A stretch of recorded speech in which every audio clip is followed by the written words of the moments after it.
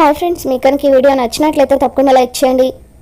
బాకీ అమర్తో అక్కలాగా నేను కూడా దూరం అయితే అప్పుడు మీకు నా వాల్యూ తెలిసొచ్చేది అని చెప్పి అంటూ ఉంటే అప్పుడు అమర్ బాకీ నోటిని మోస్తూ, ప్లీజ్ మిస్ అమ్మ, ఇంకెప్పుడు కూడా అలా మాట్లాడద్దు, నీకు ఏం కాకూడదు, నీకు నేను ఏమీ కానివ్వను కూడా అని చెప్పి అంటూ ఉంటాడో. ఒకప్పుడు ఆరు కూడా ఈ కుటుంబాన్ని ఎంతో సంతోషంగా చూసుకునేది. హఠాత్తుగా తను మా నుండి దూరం అయిపోయింది. ఆ రోజు నేను ఆరు పక్కనే ఉన్నా కూడా ఏమీ చేయలేని పరిస్థితుల్లో తనని కాపాడుకోలేకపోయాను. ఇప్పుడు నువ్వు ఈ ఇంటికి వచ్చిన తర్వాతే మళ్ళీ పిల్లలు, అమ్మ, నాన్న అంతా కూడా ఆనందంగా ఉన్నాం. ఇప్పుడు నువ్వు కూడా దూరం అయితే ఈ ఇల్లు రెండవసారి ఆ నరకాన్ని భరించలేదు మిస్ అమ్మ అని చెప్పి అలా అమర్ బాగి మీద ప్రేమని చూపిస్తూ ఉంటాడు. ఇక దాంతో అమర్ మాటలకు ఆరు కూడా ఎంతగానో బాధపడిపోతూ ఉంటుంది. ఇక గార్డెన్లోకి వచ్చి చాలా తీవ్రంగా ఆలోచిస్తూ ఉంటుంది. రేపో మాపో గుప్తా గారు నన్ను ఈ లోకం నుండి తీసుకెళ్ళిపోతారు. నేను లేని లోటు ఎలాగో నా చెల్లెలు బాగి తీరుస్తుంది. అలాగే వాళ్ళిద్దరూ కూడా ఒకటైపోతే మనోహరి ఎట్టి పరిస్థితుల్లోనూ ఆయనకు దగ్గర అవ్వలేదు.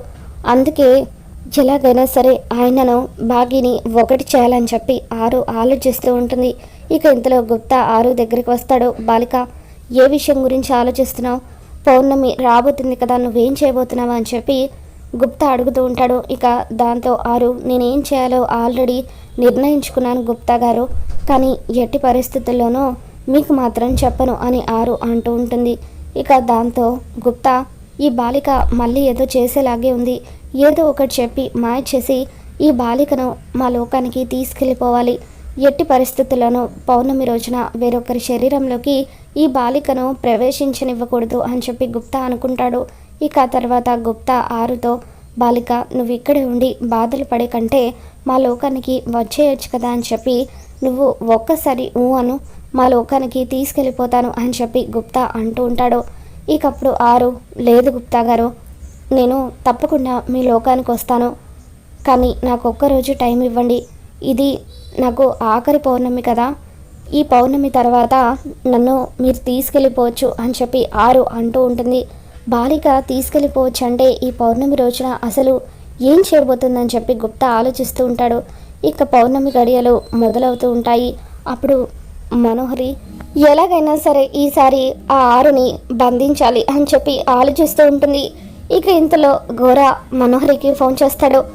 మనోహరి, సిద్ధంగా ఉన్నావు కదా, ఆ ఆరు నీలోకి తప్పకుండా ప్రవేశిస్తుంది కదా, నేను చెప్పినట్టుగా ఒక్కసారి ఆ ఆత్మ నీలోకి ప్రవేశించగానే తాయిత్తుని కట్టించుకో అని చెప్పి ఘోర అంటూ ఉంటాడు. కానీ ఇంకా పౌర్ణమి గడియలు మొదలవ్వలేదు కదా అని చెప్పి మనోహరి అంటూ ఉంటుంది. పిచ్చి మనోహరి, పౌర్ణమి గడియలు మొదలయ్యి చాలాసేపు అయ్యాయి. ఈ పాటికి ఆ ఆత్మ ఎవరో ఒకరి శరీరంలోకి ప్రవేశించి ఉంటుంది. ముందు ఆ ఆత్మ ఎవరి శరీరంలోకి ప్రవేశించిందో తెలుసుకో, ఆ తర్వాత ఎలాగైనా సరే ఆ ఆత్మని రెచ్చగొట్టి నీ శరీరంలోకి ప్రవేశించేలాగా చూడు అని చెప్పి ఘోర అంటూ ఉంటాడు. దాంతో మనోహరి కంగారు పడిపోతూ ఉంటుంది. అయితే ఈ పాటికి అది ఎవరో ఒకరి శరీరంలోకి ప్రవేశించే ఉంటుంది. ఎవరి శరీరంలోకి ప్రవేశించి ఉంటుందని చెప్పి ఆలోచిస్తూ ఉంటే అప్పుడు అక్కడికి అంజు వస్తుంది. మనోహరి వైపు కోపంగా చూస్తూ మనో అంటూ ఆరు గొంతుతో పిలుస్తూ ఉంటే ఒక్కసారిగా మనోహరి కంగారు పడిపోతూ ఉంటుంది. ఆరు అని చెప్పి మనోహరి పిలుస్తూ ఉంటే అప్పుడు అంజు చప్పట్లు కొడుతూ, ఏ ఆంటీని నేను అమ్మ వాయిస్తో భయపెట్టేశాను అని చెప్పి ఎగురుతూ ఉంటుంది. ఏంటి అంజు, ఇప్పుడు ఇటువంటి ఆటలు అవసరమా అని చెప్పి మనోహరి వెళ్ళి ఆడుకో అంటూ అంజు మీద సీరియస్ అవుతూ ఉంటుంది. ఇక ఆ తర్వాత అమ్మ అక్కడికి వస్తుంది. మనోహరి వైపు సీరియస్గా చూస్తూ ఉంటే ఒకవేళ పోయిన పౌర్ణమిలాగా ఈసారి అమ్ములకు కానీ ఆరు ప్రవేశించుంటుందా అని చెప్పి ఆరు అని చెప్పి అమ్ముని పిలుస్తూ ఉంటుంది. ఏమైందంటే ఈరోజు మీకు నన్ను అమ్మ పేరుతో పిలుస్తున్నారేంటి అని చెప్పి అమ్ము అడుగుతూ ఉంటుంది. అయితే అమ్ము శరీరంలో కూడా ప్రవేశించలేదన్నమాట. అయితే ఇంకెవరి శరీరంలోకి, ఒకవేళ బాగి శరీరంలోకి ప్రవేశించుంటుందా అని చెప్పి మనోహరి కిచెన్లో వంట చేస్తున్న బాగి దగ్గరికి పరిగెత్తుకుంటూ వెళ్తూ ఉంటుంది. ఇక ఆ టైంలో బాగి కూరగాయలు కట్ చేస్తూ ఉంటుంది. కూరగాయలు కట్ చేస్తున్న బాగి వైపు చూస్తూ ఆరు అని చెప్పి మనోహరి పిలుస్తూ ఉంటుంది. ఇక దాంతో ఒక్కసారిగా బాగి మనోహరి వైపు కోపంగా చూస్తూ ఉంటుంది. ఎందుకు నన్ను చంపేశావు మనో అని చెప్పి అలా బాగి కత్తి తీసుకొని మనోహరి గొంతు దగ్గర పెట్టగానే మనోహరి భయంతో వరిగిపోతూ ఉంటుంది.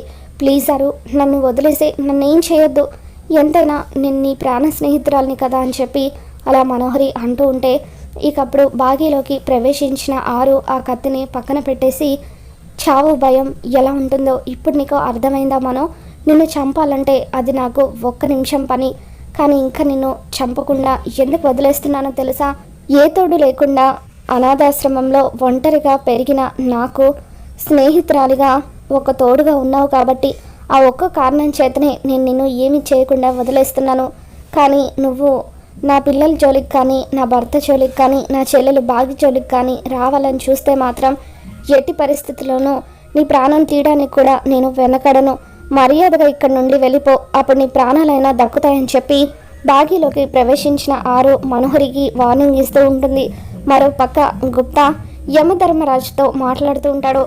ప్రభు, నేను ఏదో ఒక విధంగా మాయ చేసి ఆ బాలికను తీసుకొద్దామని అనుకున్నాను, కానీ ఆ బాలిక నన్నే మాయ చేసి తన చెల్లెలు శరీరంలోకి ప్రవేశించింది. ఆ బాలిక ఏం చేయదలుచుకుంటుందో నాకేమీ తెలియడం లేదు అని చెప్పి గుప్తా అంటూ ఉంటాడు. ఇదే ఆ బాలికకు ఆఖరి పౌర్ణమి అని చెప్పి యమధర్మరాజు అంటూ ఉంటాడు. అప్పుడు గుప్తా, ఏంటి ప్రభు మీరు అనేది? ఇదే ఆ బాలికకు ఆఖరి పౌర్ణమే, కానీ ఆ తర్వాత ఆ బాలిక మనతో రావడానికి ఎలా ఒప్పుకుంటుందని చెప్పి గుప్తా అంటూ ఉంటే, ఆ బాలిక తన కుటుంబం మీద చనిపోయిన తర్వాత కూడా ఇంతటి ప్రేమను చూపిస్తుంది. అది కాకుండా తను బతుకున్నప్పుడు ఎన్నో పుణ్యాలు చేసింది.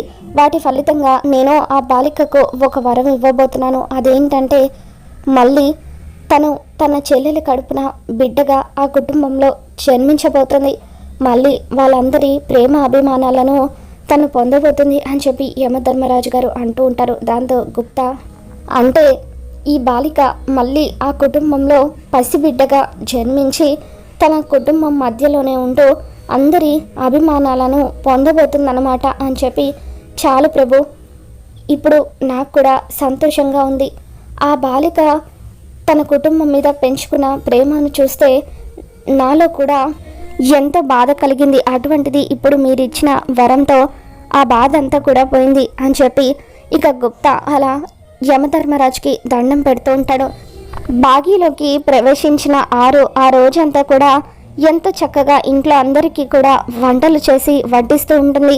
ఈ వంట అచ్చం ఆరు చేసినట్టుగానే ఉంది అని చెప్పి అమర్ అంటూ ఉంటాడు. మిస్సమ్మ, నీకు ఈ వంట ఎలా తెలుసు అని చెప్పి అమర్ అంటూ ఉంటే, నేను కూడా ఈ వంటను ఒక అక్క దగ్గర నేర్చుకున్నాను అని చెప్పి అంటూ ఉంటుంది. ఇక అలా పిల్లలంతా కూడా ఆ రోజంతా కడుపు నిండా తిని తమ గదిలోకి వెళ్ళి పడుకుంటారు. ఇంకప్పుడు బాగిలోకి ప్రవేశించిన ఆరు అందరికీ దగ్గరుండి కథలు చెబుతూ వాళ్ళని ప్రేమగా పడుకోబెడుతుంది. ఈరోజు మిస్సమ్మని చూస్తూ ఉంటే అమ్మని చూసినట్టుగానే ఉంది అని చెప్పి పిల్లలంతా కూడా అనుకుంటూ నిద్రపోతూ ఉంటారు. మరో పక్క అమర్ గదిలో కూర్చొని ఆలోచిస్తూ ఉంటాడు. ఆరు జ్ఞాపకాలను తలుచుకుంటూ ఉండగా అప్పుడే బాగిలోకి ప్రవేశించిన ఆరు అక్కడికి వస్తుంది. ఏమండి అని చెప్పి అమర్ని పిలుస్తూ, ఇదిగోండి మీకోసం స్వీట్ చేసి తీసుకువచ్చాను, తినండి అని చెప్పి అంటూ ఉంటే అప్పుడు అమర్ గతంలో ఆరు ఎప్పుడు కూడా తనకి ఇష్టం అని చెప్పి ఆ స్వీట్ చేసిన విషయాన్ని గుర్తు చేసుకుంటాడు. ఇక ఆ తర్వాత ఆరు అమర్తో ఎన్నో కబుర్లు చెబుతూ ఉంటుంది. మీతో నేను ఇంకెప్పటికీ కూడా ఇటువంటి కబుర్లు చెప్పలేనేమో, ఎందుకంటే ఈరోజే నాకు ఆఖరి రోజు కాబట్టి అని చెప్పి ఆరు అంటూ ఉంటుంది. ఎందుకు మిస్సమ్మ ఈరోజు చాలా వింతగా ప్రవర్తిస్తున్నావు, చాలా విచిత్రంగా బిహేవ్ చేస్తున్నావు, ఈరోజు నిన్ను చూస్తూ ఉంటే ఆరుని చూసినట్టుగానే అనిపిస్తుంది అని చెప్పి అమర్ అంటూ ఉంటాడు. ఇక ఆ తర్వాత బాగి ఆరు చీరను ఆరు నగల్ని వేసుకుని అక్కడికి వస్తుంది. ఈ చీర నగలు ఎలా ఉన్నాయండి అని చెప్పి బాగి అడుగుతూ ఉంటే అప్పుడు ఆరు, ఈరోజు నిన్ను చూస్తూ ఉంటే అచ్చం నా ఆరుని చూసినట్టుగానే ఉంది మిస్సమ్మ అని చెప్పి తనని అలా ప్రేమగా దగ్గరికి తీసుకొని ఇంకెప్పుడు కూడా నన్ను విడిచి వెళ్ళిపోవద్దు అంటూ గట్టిగా హగ్ చేసుకొని ముద్దు పెడతాడు. ఇక ఆ తర్వాత బాగిలోకి ప్రవేశించిన ఆరు అమర్ని బాగిని ఒకటి చేస్తుంది.